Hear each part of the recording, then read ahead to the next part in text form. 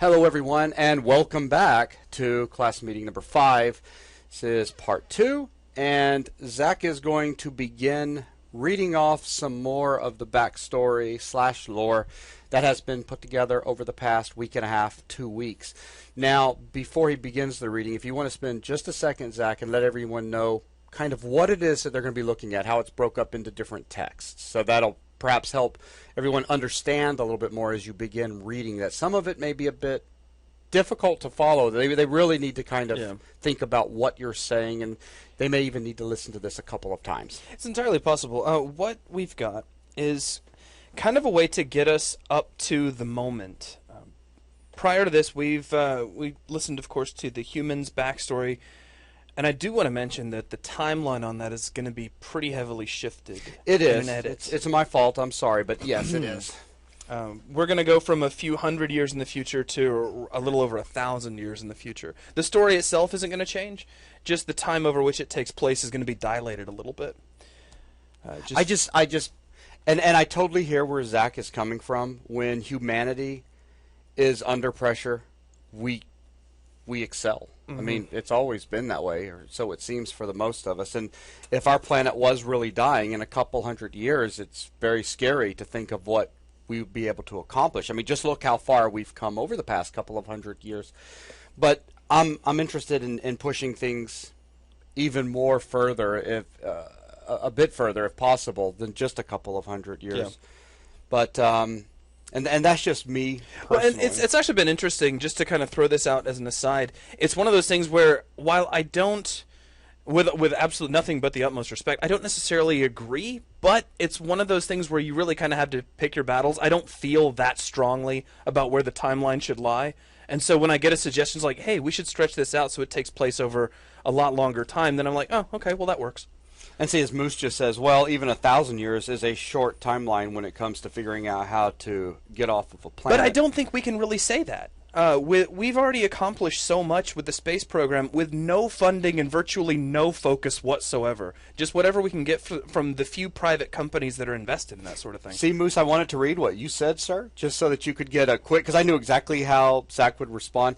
This was the very lighthearted, fun argument that Zach and I had a couple of days ago when we were going over timeline, and like Zach just said, he's not married to it personally, so we can definitely play with it. I felt that perhaps it could be possible, but with a couple of hundred of years, if we look at how fast our technology, our new innovations in technology ramps up year after year, and how much more we're accomplishing in shorter and shorter periods of time.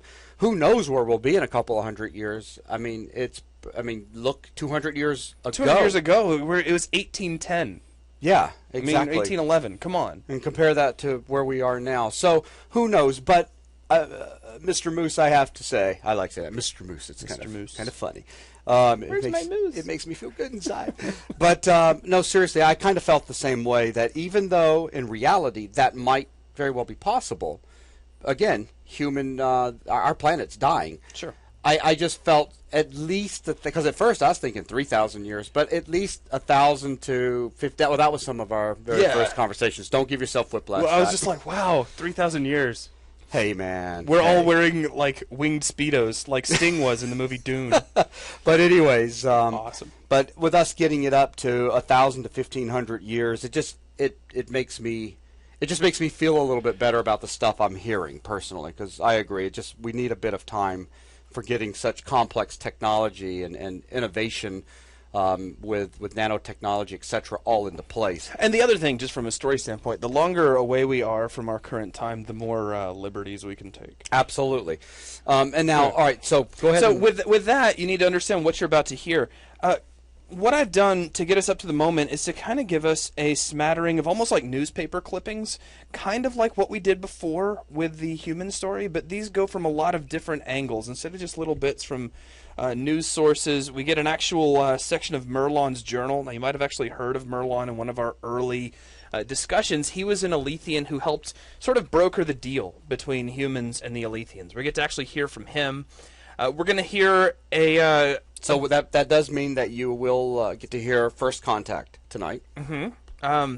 There's a section It's kind of like a Wikipedia write-up on Elythia itself, as annotated by the little secret hacker society that has been introduced previously, known as Smiling Cowboy. There are several different, classified emails. Basically, communiques that have been intercepted, kind of like the whole WikiLeaks ordeal that we're seeing even today. And you can kind of take from it what you will. So a lot of different things you're going to hear, all kind of telling a singular story that laces together from a lot of different angles. Right. Now, real quick, Mr. Moose said, Buzz, since Zach can't see, he can. He just has to look over here at my screen. Yeah, I can see actually very well. But so there's this Are question. we still Terrans, or did another name come up? We're just humans right now. Just going with humans. Just to get away from calling us Terrans in a video game that could be seen so close to StarCraft. Exactly. Not that this is a real-time strategy. I just don't want people to make the connection. Now, StarCraft is certainly not the only thing to ever call us Terrans. That's been around absolutely. Forever. But still, it's just one of those decisions we made. And let me throw this out there again for those of you that are, because we've got a lot of people that are in the class for a lot of different reasons. For those of you that are in this for the story, for the whole game experience, the story is extremely important to Zach, Lee, myself, Nelson. Pay very close attention. We've had one member get close, just close, to figuring out one of the really cool things that we've set up in the stories that you guys have heard so far. So now you got them looking for stuff. Don't do that. Maybe I'm not. Don't do that. Maybe I'm just making them look for nothing. It could be. Actually, in this case, you kind of are. But well, yeah, okay, but, no spoilers. Yeah. But anyway. No, I don't have a problem with telling them that they just need to really pay close attention, because if they can start putting together, we give them 1 + 1 and 2 + 2, but buried within all of these texts, we do have more complex things like 6 + 8. Well, there's a lot of little sub-arcs that are just barely exposed that we can play with later throughout gameplay if we so desire. And I'm very excited about that. Yeah, very good stuff. All right, Zach. All right, so so basically, sorry. No, so no, what I was just trying to get across is for those of you that are into it, try to really focus as Zach goes through this. Instead of watching the chat and doing a bunch of chat typing, because you may end up missing out on some stuff that's pretty cool. And those of you who aren't interested in the story, and I know there's a couple of you out there who are getting a little bit frustrated with our digressions into the story, please understand there's a lot of technical things going on too, especially with what Lee and Jason have been working on. And if this doesn't appeal to you, please just go ahead and disconnect. Nobody's making you listen to any of this. Yeah, that's very true. That's very true. But the story stuff is extremely important to us. All right. Okay. Excerpts from Myrlon's journal, copy of original translation, security level deep black, for official UEH use only. Translated from High Elythian by Breromis, Observer Apprentice. Entry date classified. It has been a most curious morning. Rarely am I afforded such clear views of the dawn, even from my tower, but today the father-son seem to have designs on lifting the spirit. We are so near the conjunction, and the breathtaking display is indeed a most welcome sight. This will be my third conjunction. I consider myself fortunate to have seen so many. Pressia brought my morning medicine and broth, as she always does, though today she seemed reluctant to leave the tray on the table across the room. Have I grown so old that this girl thinks I cannot do the smallest things myself? Admittedly, I lifted the tray to the bed rather than walk to it, but I attribute this more to the coldness of the floor than to any physical weakness on my part. But alas, it is true. Things don't seem to be as easy for me as they were just a few great cycles ago. Enough on that. I carry on like a housemaid about my morning when there are far more interesting things to discuss. Whilst I was preparing to make my notes on the weekly observations of the conjunction of Ganelon and Auralar, one of the oroscopes began to give its warning flicker. I've been told by my colleagues to archive or destroy these ancient devices, but something about their age somehow endears them to me. I, for one, still find their ability to monitor anomalous orbits unmatched even after this many megacycles. Turning my lenses to the appropriate coordinates, I was just barely able to spot a small object which had achieved some form of geostationary orbit and yet did not seem to be emitting a signature of power usage. On closer inspection, I could see that this was no naturally occurring piece of stellar debris. It was shaped steel, formed with purpose. The object had illuminated components and seemed to move with life of its own. For over a sub-cycle, I watched this curious being as it floated in our skies. As the only observer on this continent right now, I am at least fairly certain that I was the only one who knew of its presence. After precisely 46 hours, and there is an asterisk here, the lights on the object darkened, and with a brilliant flash that I scarce was sure I saw, it vanished. The oroscope held no trace of it. As quickly as I could, I committed my notes and some preliminary sketches down to paper. This will have to be presented to the Mage Lord Council most expediently. Footnote. From this point on, I will take the liberty of converting my master's mentions of all time measurements less than 1 subcycle to something close to your Earth standard. I have no calculon at hand to verify my figures, but I believe it is accurate to within 1700ths of Earth's seconds. Please forgive the imprecision. If it impedes reading, I will gladly contact the Guild of Mathematics or change it back to Elythian standard. Signed, Breramis, apprentice of Myrlon the Observer. Second footnote. At the request of my esteemed human colleague, I have rounded the aforementioned time figures such that they flow to the nearest Earth hour or minute as applicable. I sincerely hope this degradation of precision affords easier absorption of my master's statements for the human intellect. Signed, Breramis, apprentice of Myrlon the Observer. Next entry, date classified. The members of the council do not believe me, or else they refuse to see the significance of this encounter. I have no idea, but the obtuseness of it is the most confusing aspect of all. For hours I tried to make them see that this object has come to our planet from a source beyond Elythia, another intelligence, and yet they persist that I am wasting my time. Azuran used the discussion as an opportunity to discuss the importance of encouraging aging masters to step down from their positions. Is it so easy for those in power to forget the value of those who have served them for so long? They claim that it is of far greater import that we focus observational energies on the threat of the Nexians. While I understand such mandates, no trace of significant power usage has been reported from the Nexian outlands in many great cycles. Further, it seems immoral to me to use the noble abilities of the observers to spy on our brethren, even those so far removed. Our duty is to the stars. I have, at the stern request of the Council, set aside my findings for now, though I have recalibrated the oroscope to alert me the moment something happens again. Next entry, date classified. Many subcycles of nothing, and then on a quiet and beautifully clear night, the oroscope flickers again. My little metal friend seems to have returned, and his motions are more frenzied than before. I can see lenses, which means that it sees. We are being observed. This being is looking back at us, possibly even at me, right this moment, though what it seeks to find I do not know. I am most curious that none of the devices which detect sources of the power are sensing this object in any way. Its motions suggest long sweeps of information gathering. It is reading our moon like the surface of a parchment, gathering data in the same way one of my apprentices might when sent to the librarium. Next entry, date classified. For many subcycles, the metal object has been orbiting our world. I am certain that I am not the only one to have seen it at this point. The suddenness of its changes in velocity are startling, even more so when considering that there is still no trace of the power present in any of my readings. After 9 subcycles of this orbiting behavior, it seems to have vanished once more. Rather than take my new findings back to the Council, I will today send out messages to my old network of friends across the Guild of Observers. Surely one of them has seen this object as well, and can share with me any data they may have gathered. Next entry, date classified. Success! 4 of my closest colleagues have also seen the object. I have learned much, though admittedly I have given more data than I have received. Varelon believes the device to be a vessel containing some smaller form of life that has managed to find a way to travel the stars.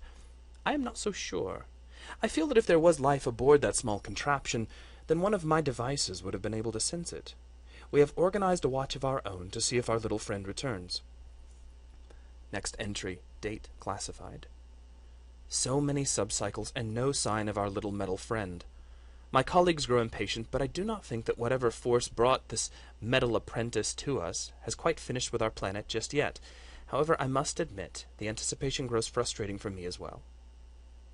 Next entry, date classified. Not just 1, but 3. 3 metal constructs appeared in our skies this evening. 2 were of the same sort as the first object, but bear strange markings, symbols of some sort, perhaps letters or runes indicative of the maker. The third was far larger than the other 2, and before my very eyes it began a rapid descent into our upper atmosphere. I will admit feeling a sense of base primal fear at the realization.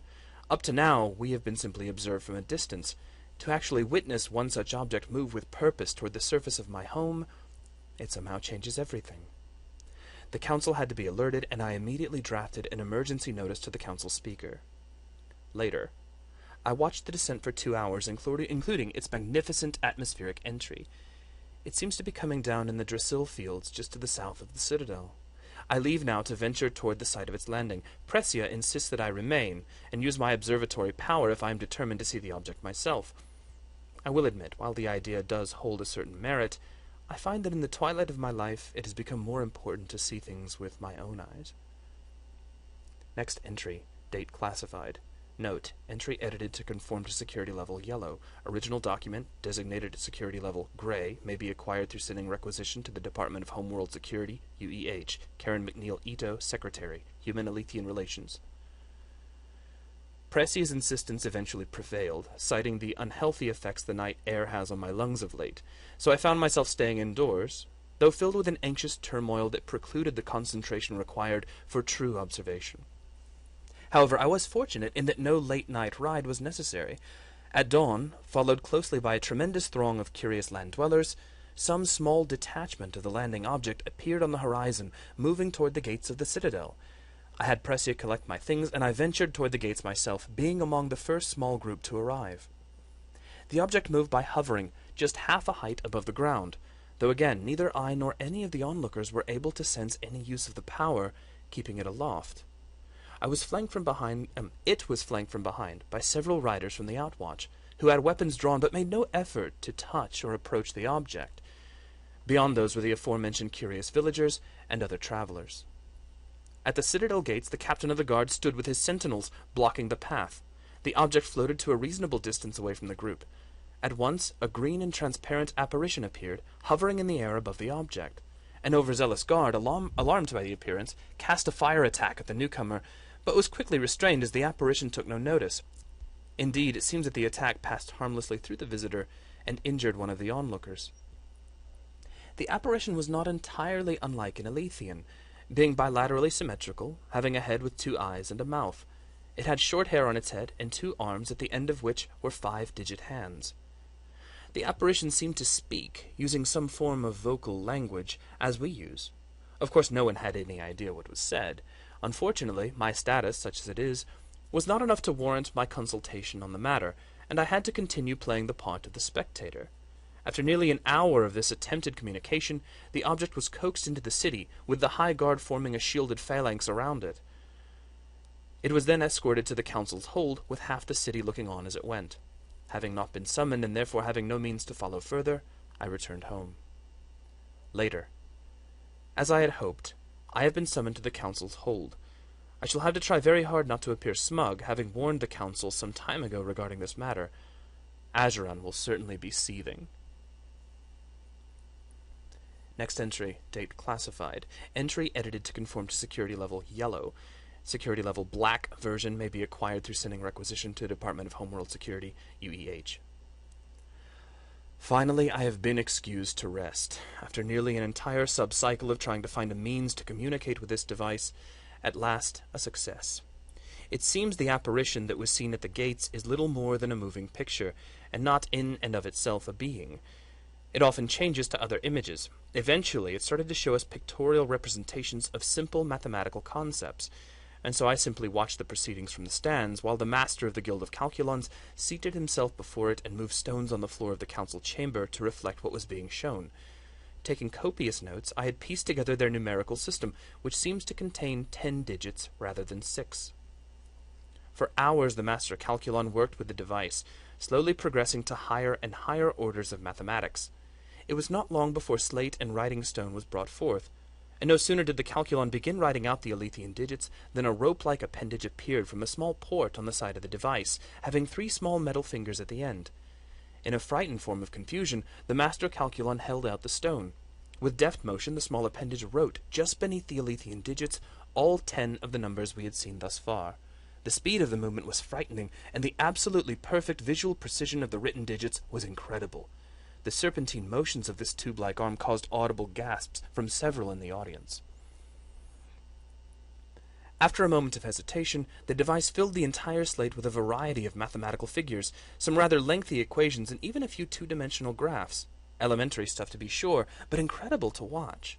The calculon laughed aloud in his delight, and for several more hours the two communicated in this manner, over and over again, clearing off the slate, only to fill it with increasingly more complex equations. Finally the object went dark for a moment, causing no small amount of alarm from those in attendance. When it lit back up, the serpentine appendage grabbed the dust-laden rag and once again cleaned off the slate. It picked up another stone from the pile that had gradually amassed and began drawing a series of points across the gray surface. To these it began to connect a series of faint ellipses. It then displayed a three-dimensional image of similar illuminated points hovering in the air over the device. As it rotated around, I saw that one was literally the same as the other, and that we were looking at a visual model of our own star system, with Ganelon and Auralar floating in the center. This was my cue. I descended from the stands and walked toward the slate. I could hardly contain the strange mix of terror and fascination as I approached the object. There were long arrays of various symbols on different portions of the main body, lined neatly into horizontal rows, not unlike high Elythian. I could also hear a nearly inaudible hum emanating from somewhere within the object as it floated, perfectly stationary, above the stone floor. Breaking away from my reverie, I looked more closely at the diagram the object had drawn. It was so close to a perfect model that I was somehow touched to see it so drawn by a complete stranger to our world, and yet the orbital description of the father's sons was ever so slightly inaccurate. Carefully removing the lines with the rag, I drew a clear representation of the true path for our binary system core. As I stepped back, a teal-colored fan-like plane of light swept across the diagram, once horizontally from left to right, and again vertically from top to bottom. Immediately, the two suns in the floating representation shifted slightly to compensate for my corrections. Immediately, the floating model shrank to little more than a dimly lit point. For the first time, the device showed the ability to create more than its predominantly green color, and a gracefully arcing line in the most brilliant red traced through the air above the device, through the cloud of soft points, obviously representations of stars, to another point on the far side. The object was explaining how far it had traveled. Never could I have imagined such a distance. Even with the assistance of several of my apprentices, I have never been able to observe a system so far away. The farthest stars I recognized were still huddled tightly to the origin point of the red streak. Then the endpoint enlarged to show a model of a similar system, with 8 planets orbiting a single brilliant sun. A small cube was traced around the third planet with its single orbiting moon, which then enlarged, showing continents and oceans similar, even in greenish monochrome, to our beloved Elythia. The device would say no more, but switched off and floated out the door into a beam of sunlight, where it immediately stopped and seemed to sleep. No one made any attempts to hinder it. Entry date classified.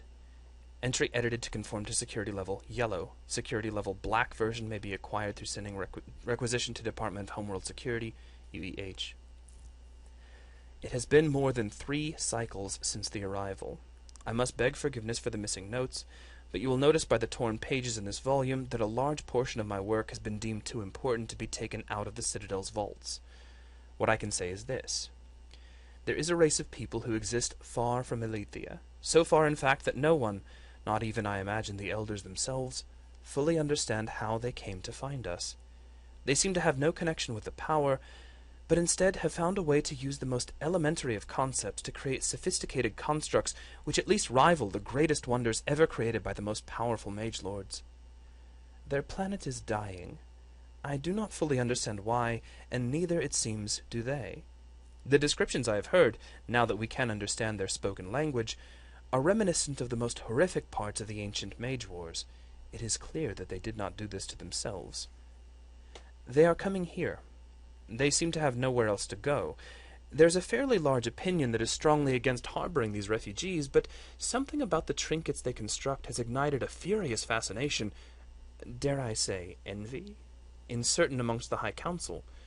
I do not know what this will mean for the Elythian people, or what the future holds, but this is a truly remarkable race.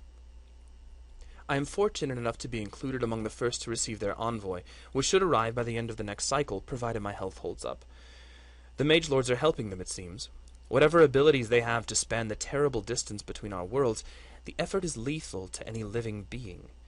It has been agreed upon to open a conduit to ease the passage of their first vessel. With the help of the Master Calculon, I was able to provide the necessary coordinates, though I admit that if the Mage Lords were able to create such a distant conduit, then rumors of their waning powers are much more exaggerated than I'd believed. This will be my last entry in this journal.